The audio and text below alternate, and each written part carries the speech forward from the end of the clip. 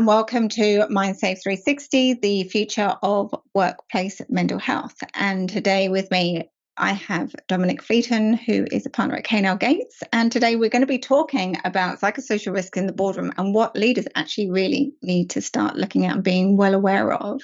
Welcome, Dom. How are you? I'm well, thanks, Emma. Thanks for having me back.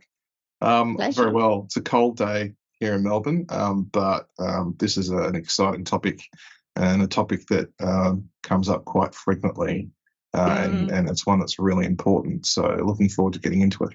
Yeah, absolutely. And we talk about this quite often as well. And just to give a real overview, because we don't want to sort of repeat what we've done in other podcasts, but psychosocial risks, basically what they are anything that creates a risk to an individual that's created from a workplace. So it can be anything from tight deadlines, work demand, it can be bullying, harassment, micromanagement. It's all encompassing. I will put a link in the description to the psychosocial risks that are covered under legislation. Dom, just with regards to the psychosocial risks and obviously the duty of care, what's the state of play with that with officers and people that run businesses?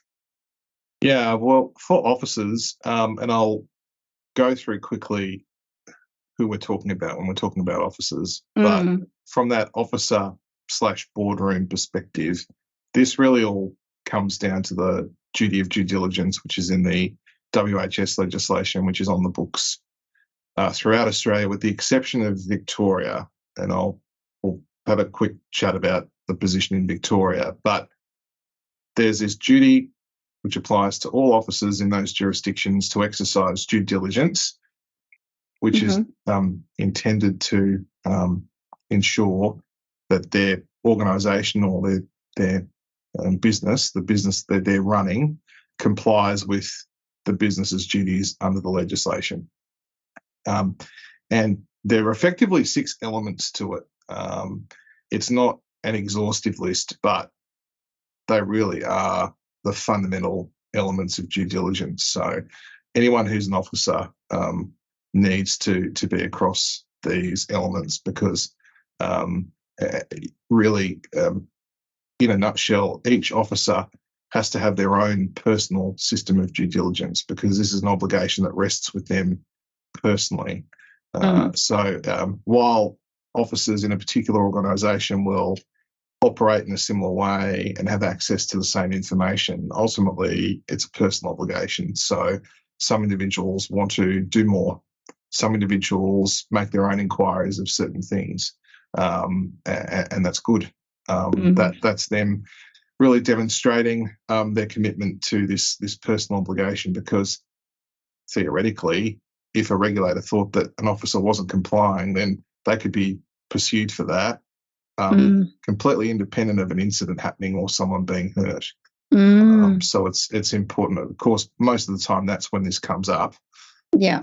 But it's a freestanding obligation. So just in a very brief summary, the 6 elements of due diligence. The first is acquiring and keeping up-to-date knowledge of work health and safety matters generally.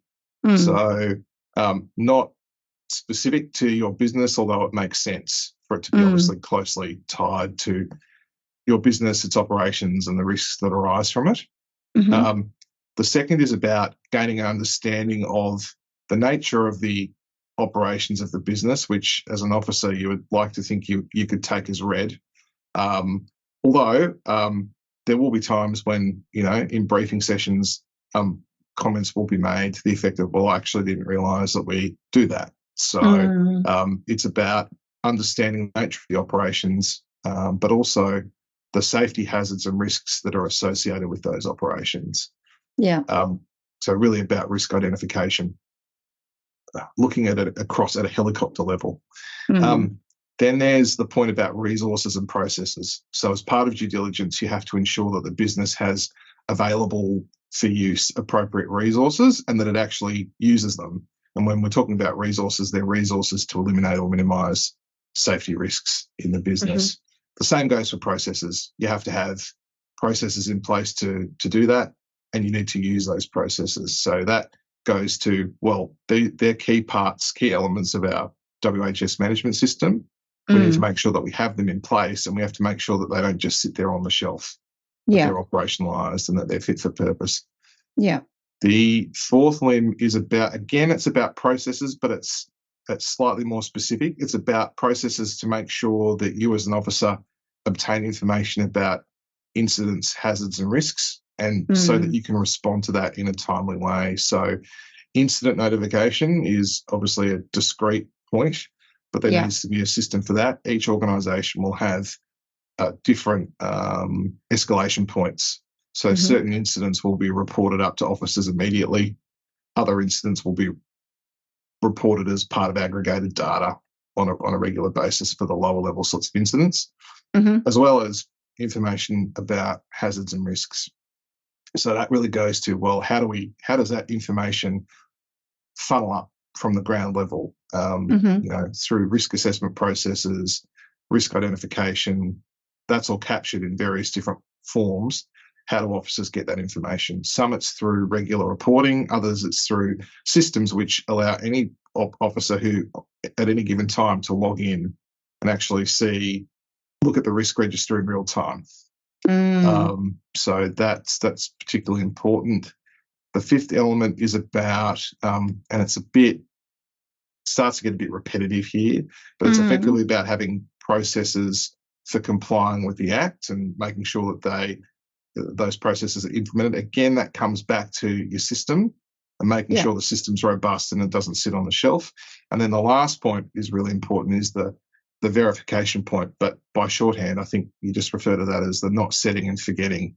So you go through an exercise where you're trying to satisfy yourself of all those different matters that I've talked about, and there might be various action items that need to be undertaken, or you might be very happy with the way that certain things are at certain parts of the system, but that doesn't mean you don't continually review that as circumstances change, as business activities change, as external factors beyond your control change, as legislation changes. You need to constantly be reviewing that to make sure that you're happy, and to identify areas where you think improvement might need to be made. So that's trying to encapsulate due diligence in a nutshell, but there's obviously a lot to it. Yeah, absolutely. And it's that last point there. I had an incident with a client where when we was doing regular assessments, we knew that an incident had happened, and we were able to identify, it came up in all the markers, came up in how they were behaving, how they were perceiving their environment, and not being aware of the incident, you would have looked at training, like leadership training and, open communication and stuff. But because we knew this incident happened, you could see that they were in fight and flight. But the beauty of this is the fact that we could see how the fight and flight were actually affecting them, how it was for them. So we went back to their policy and we said, okay, so when an incident happened, this is how they react. So how can we then make our policy and the process that happens after an event does happen to make sure that everyone feels safer after the event, because we now know where they feel unsafe. So it's having that fluid of looking and making things better, making things more robust, so that you're making the environments you're creating are safer and healthier for everybody. Because it's not just the people that the events happen to; it's the people that are in the room, that see the events unfold, that witness the events, that are can create psychosocial harm also too as well. Also, with regards to the whole due diligence and getting in the processes, I mean, obviously we're talking about people in the boardroom here, so they're not on the ground with their clipboard marking things off, right? We would expect them to have experts in the field. So when we're looking at experts in the field, of looking at them to collect the data, to feed us the information, there's one thing that I find as being the biggest risk, and I have actually come across this as well, and challenged it as well with the experts, is cognitive biases. And it's not just of your experts, it's also of you as leaders. Like, what are you assuming? And is that old data? Is that new data? How are you testing that? How are you measuring that?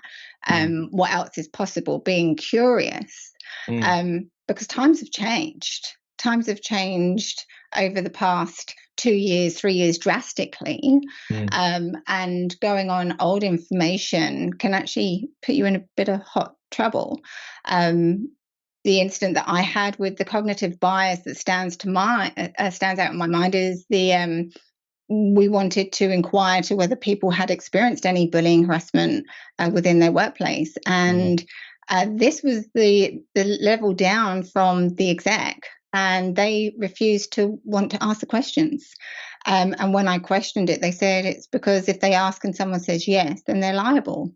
Which, Dom, as we both know, if something happens, the liability is already there. It's already happened. It's now looking at how do we capture the data and how do we make it better, and make sure that people are looked after.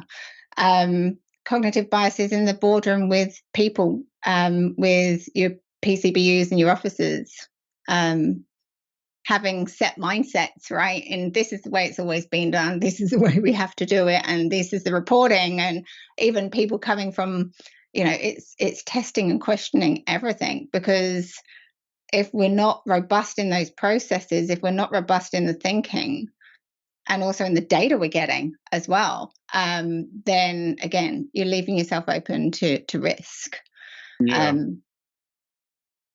That's right, you are. I mean, like you said, in this context, we're talking about people who are going to be very heavily reliant on data and information being provided to them. When we talk about officers, we're talking about directors, company secretaries, and people who make decisions that affect the whole of a business or a substantial part of the business, and people who participate in that decision making. So we really are talking about people who sit, right at the pinnacle of the organisation. They don't have the time or the wherewithal to be doing any of this themselves. They should get out there and show visibility and, get out to sites and try and get an first-hand understanding of operations and the like themselves. But and a lot of officers do that. But when it comes to being able to provide oversight and management and direction in terms of your safety management system and your approach to risk management, you need information from other people. And so really, what can you control in that environment when you're an officer? Well, you can control the sort of information that you receive, because if you're not happy with the information that you're getting in terms of the scope of the information, then you ask people to report on additional matters or alternative matters. For example, if all you're getting is a monthly report which talks about lag indicators like lost time injuries, that's fine, except that if that's the only point of reference that you've got, if that's really what your statistics and your data reporting is really heavily focused on, it's not enough. So you should be directing your teams to, when they are reporting, identifying all the different front-end sort of lead indicator data that you want to see. The same goes for processes. Do we have resources? Do we have the right resources in place? Well, a lot of the times the resources are people. So, do we have enough people in our safety team? Do we have the right expertise in our safety team? Are we happy with the way it's structured in terms of how embedded in our business or businesses is that team? And are we comfortable that the information that's funneling up to us is sort of coming through that filter? And also, to your point, making sure that the data and the information is not too heavily censored, for want of a better term. So, of course, data needs to be aggregated. You're going to need to get summaries about things. You can't just be given, the information, in its sort of original form, because it'd be so much of it, it wouldn't be manageable. But really testing what's coming through and what it's based on. So, for example, if a new risk has been identified and it's quite significant, say, for example, it's as part of you've acquired another business, or you're expanding operations, and there's a report on a range of different risks that arise from it. So questions that might come to mind are, well, why do we know that they're risks? Now, some of them might be obviously inherent in the activities that are being done, and we know that, and it goes without saying. But there might be others which aren't as obvious. So why do we think that? Well, who's telling us that? Is this coming up from the workforce? Is this coming up from an external audit? Is this coming up from the fact that there was a regulator investigation a while back and there was some, it was an improvement notice issued? What is it? Doesn't matter what the reason is, but what is the reason? Why is this an issue? So yeah, going back to your point, this whole duty requires you to be, like Ted Lasso said, be curious. Because if you don't, then you really are falling short of the standard that the legislation and regulators expect. And, if you've got people saying, well, less is more, I want less information because the less I know, the less likely I am to be culpable if something goes wrong. Well, that's not how the legislation works at all. And that person is putting themselves in a no better position. In fact, they're putting themselves in a worse position because that sort of lack of engagement and lack of access to information will become painfully obvious to someone in an investigation setting. If they've got, for example, you're sitting in a room and you're being interviewed by a regulator and they're asking you various questions and you've closed your mind to a lot of this sort of material, what's the impression that you're going to leave with that inspector? It's not going to be a favourable one. No, and especially if someone's doesn't know, being very naive around things, the regulators, all they're going to do is dig deeper, and they're going to keep going, and they're going to, because they want to know what they're actually dealing with as well. So, just being mindful and having all the information to hand, and then having a regulator in front of you, and you being able to answer the questions confidently, because you're trusting in your systems, and that they're robust. The regulator's going to get the answers very quickly that they're wanting, and this process is going to be a lot smoother than what else it could be if you're sitting there not answering the questions or not knowing. So I think the biggest takeaways from here, Dom, is looking at the processes, making sure that they're robust. One, also having access to the systems as well, because a lot of these systems have logins and they're looked after by the experts or the specialists that you have employed in those things. But it's like, well, where's your login? If the only thing you do from this podcast is make sure you have logins for every of your systems and being able to access the data, go and do that. And also ask, question the status quo. Question, what is the systems? How am I being reported to enough? How confident am I? What else is possible? That's a great question I always ask. What else is possible? And I always play devil's advocate, because if I can deal with the worst case scenario, everything else is going to be a breeze. So what's the worst case scenario and what does that look like? And then everything's a breeze from there on.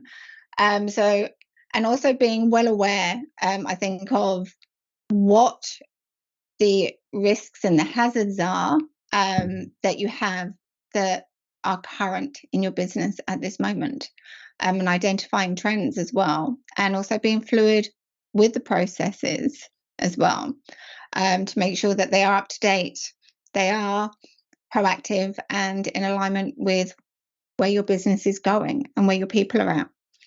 Anything else to add to that, Dom? Yeah.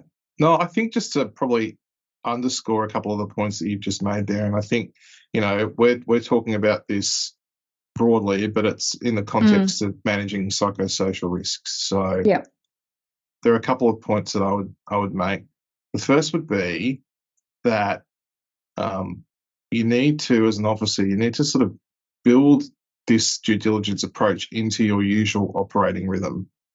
So that takes a bit of work at the front end, because you need to really go through and do your own sort of due diligence gap analysis. So what do I already do that's really consistent with this, and what aren't I doing as much of, or what's the information that I'm not getting that I think I need? But so you need to do that. That's critical. But then you sort of build it in. So how do I just build that into my, day-to-day sort of working environment, working patterns? So what, for example, what sort of general safety information am I getting? Like, am I signed up to any sort of subscription? Am I getting sort of regular updates from our team? Have I read, for example, the code of practice on managing psychosocial risks? If I haven't, you should have. That's another takeaway. If you have not read that code of practice yet, you just download it from the Safe Work Australia website. Go and do that and read it. It's a pretty light read, all things considered. So building that into your operating rhythm is really important. Going back to that point I was making earlier, it's your own personal obligation. So, sure, lean in to the business and you need help trying to discharge it, but it's yours. So take control. The second thing I'd be sort of to underscore another real point, Emma, there is, there's certain information that you will be expected to know as an officer. So you don't have to be right down into the weeds of all the ins and outs of how we deal with every safety risk. Far from it. You don't have to, you shouldn't have to, nor are you expected to be able to, recite off the top of your head, wording that might be in a safe operating procedure for something. But you do need to know what the risk profile of your business is. So I often say to people this: if you were in a setting where you had a regulator sitting across the other side of the table from you, and they asked you to say, tell us what are the top 5 or 6 safety risks arising in your business, you would need to be able to respond to that convincingly without being, referring to notes or anything like that, just there on the spot off the top of your head. We're not talking about a huge amount of detail. We're talking about the top 5 or 6. What are they? Might be in a physical safety context, it might be fall from height. If we're in the building industry, fall from height, it's a huge issue. In terms of psychosocial risk, the biggest issue we've got is there might be resourcing constraints, which are, increasing workload on people. The top 5 or 6, and what are we doing about them? What have we done and what are we doing about them? Again, it doesn't have to be down in the weeds, but we recognise it's a problem. This is what we're doing. This is what we're working on. This is where we're trying to get to. Now, if you can't do that for psychosocial health, it will leave a very poor first impression, and those count. They really do. Compare and contrast a very unconvincing, fumbly sort of response to someone who can very clearly and confidently articulate these things. It's very, very different. And for your own peace of mind, you should be able to do that. So I never want individuals to have to be in a situation where they're talking to regulators or having to respond to Section 155 notices where there are 150 questions and a lot of them are about how they exercise their duty of due diligence.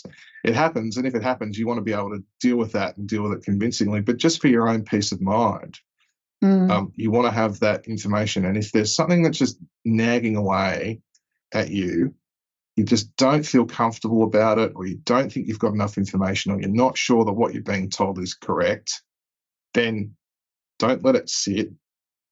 Sort of tackle it head on and bottom that out. Because, you're only going to, by doing that, you should only improve your own personal position, but you might well tap into an issue which has broader implications for the safety of other people.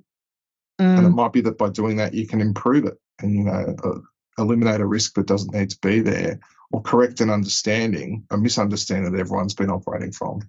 So I think I would sort of add those to your list of takeaways. Yeah, perfect. And that sort of goes into, it's almost like if you question everything you think you know and you remove your cognitive biases, which then gives you that confidence in what your risks are, and the regulator will expect you to provide data on why you've come to those conclusions as well. Yes.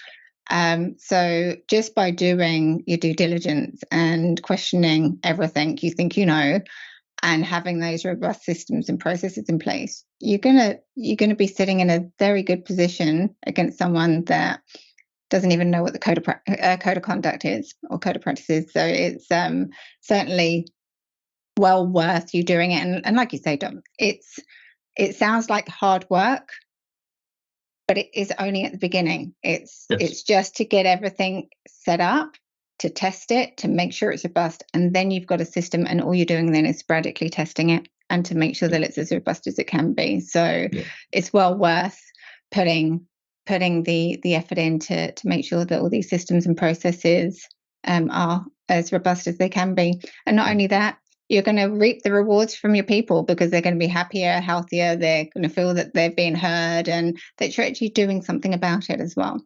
Yeah, absolutely. And on that point, and this is the last point, because I flagged at the start the situation in Victoria, but what I was going to say about that ties directly into what you were just saying there, Emma, which is this duty isn't on the books in Victoria. So if you're operating in an organisation that's just in Victoria and you're an officer, you don't have this duty of due diligence. But there's no reason why you shouldn't adopt that due diligence approach, because it'll help your organisation operate at a higher compliance standard. And from a cultural point of view, it could only enhance the safety culture of the business and make, like to your point that you were just making then, make people feel like they're working in a business that is safe and where people and the senior leaders do care about their well-being.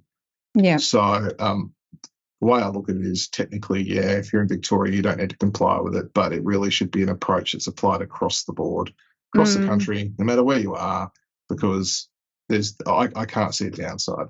No, absolutely. And to be honest with you, the due diligence or duty of care, you've actually got a moral obligation to everyone that works for you. So if you're looking at that, you're going to be looking at all of this due diligence and duty of care anyway, because your moral obligation will kick in anyway. So there, like you say, there is no downsides to it, only reaping rewards, a little bit of hard work at the beginning, and then everything's swimming. It's that easy. It's that easy. It's that easy. Well, I like to say it will be simple,